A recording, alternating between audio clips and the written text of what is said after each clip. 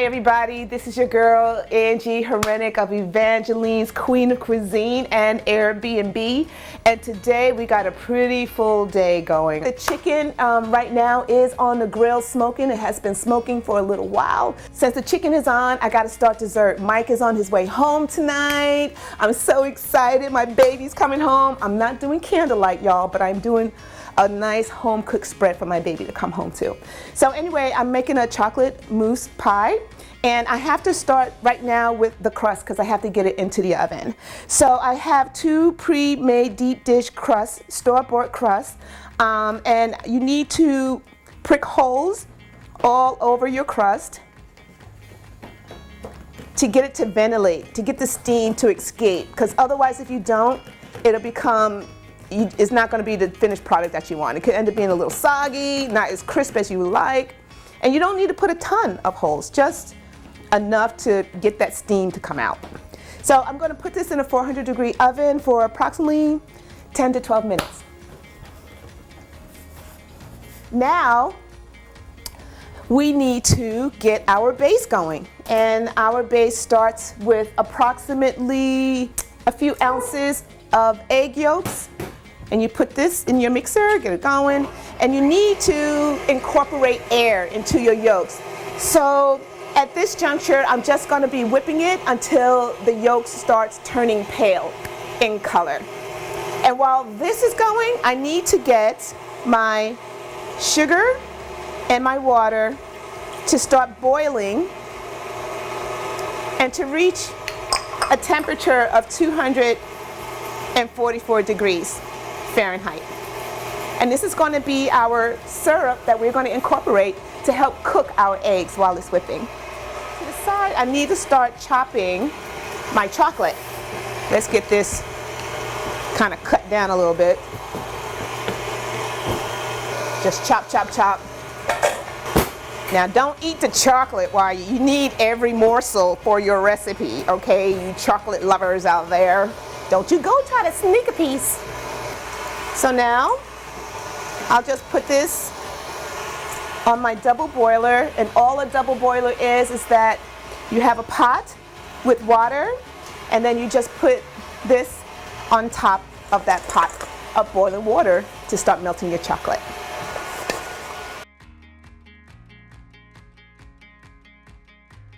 Let's see how our egg yolks.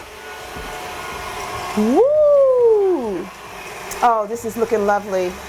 More air is being incorporated into it. It's just going to get more and more fluffy. So in the meantime, I'm going to get our whipped cream going. It needs to be nice thick peaks. So here we go.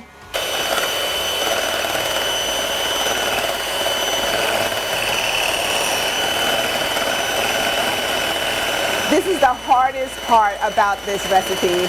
It's whipping up the whipped cream. That tells me just how easy this recipe really is. And it's so indulgent and decadent. There's a peak. Nice and stiff. There we go. So it's time for me to incorporate the boiling syrup. The recipe called for the syrup needed to be at 244 degrees when adding it, but unfortunately it can't get any hotter than this. It's already boiling, and it reached the highest temp that I can get it. Yummy, yummy, yummy. So I'm just going to turn this off. Gotta fold this into this.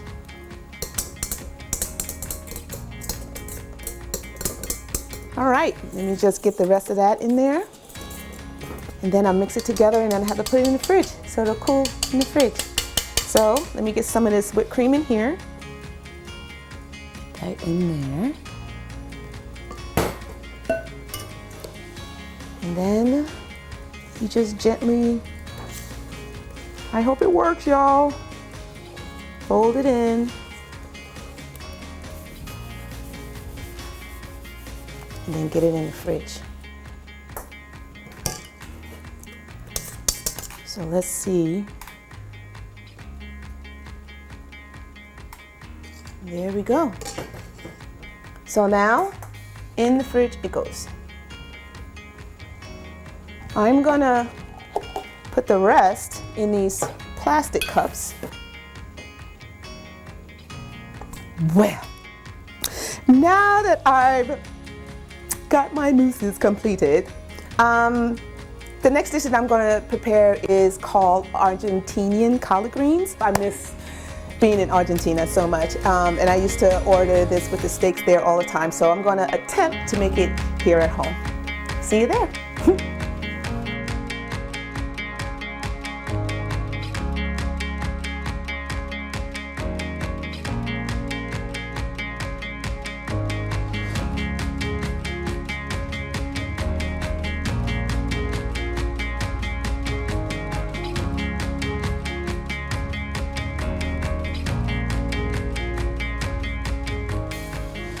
A bread that I have never made before. However, I have made the dough before.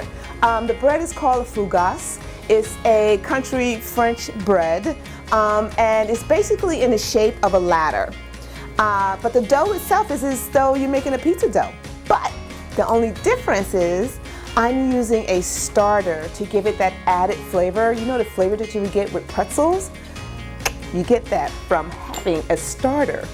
And this is a poolish method, which is basically a sponge method, and you just take a cup of flour with a half a cup of water, put it in a bowl, glass, whatever. I prefer a mason jar because it's easier to cover. Stir it up, make sure it's mixed up, and you just let it sit out overnight. You got to check this. This is, I don't know if this is so, look how it's alive, guys. So I got 3 cups of bread flour that I have here.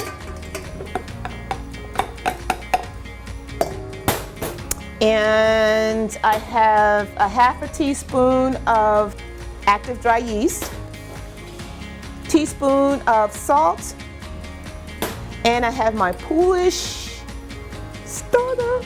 Yay, I'm so excited. I never did this before, guys. So I'm gonna put the whole thing in there and get that going, along with some hot water. And you just mix it all up together. Let me get my tablespoon of olive oil in there, and I'm going to get this started. Get it moving and grooving. This hot water. I'm going to get that slow, a little at a time. So I'm going to be using this unique tool. It's called a banneton, and it's a proofing bowl for your dough. And what I've done was lightly, slightly, heavily dusted my bowl. And I did it on the heavier side because this dough is a little wet, like I said, still. But I'm hoping that it's going to work based on what the recipe calls for. Here we go. Now, I'm going to put all of this into this dusted banneton. I don't know, can you see me doing this? Okay. And I'm basically just gonna let it do what it do, okay? Dust it on the top.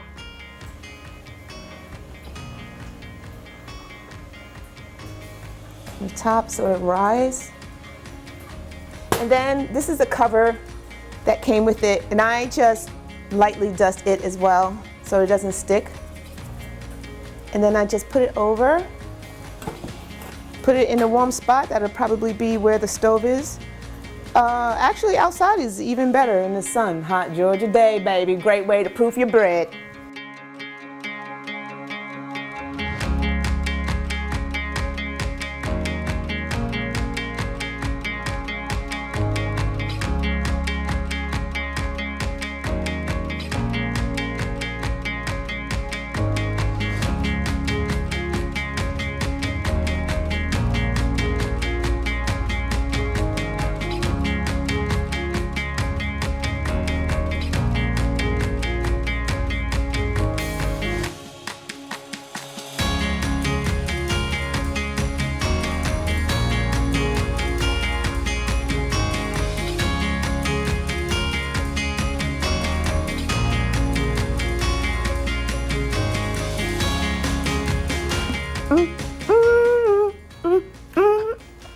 Y'all know y'all gotta cook this.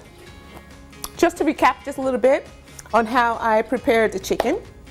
I, of course, prepared the smoker, and I cooked the chicken on the smoker at 225 degrees or above, but it was below 250. So thank you, my butchers at Jones Country Meats. I love my butcher, totally educating me on how to properly prepare meat. I love it.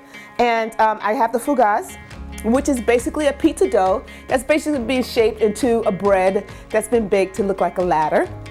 My Argentinian, I call Argentinian collard greens because that's where I've had it prepared like this last. And it's just sauteed garlic and collard greens in olive oil with salt and pepper.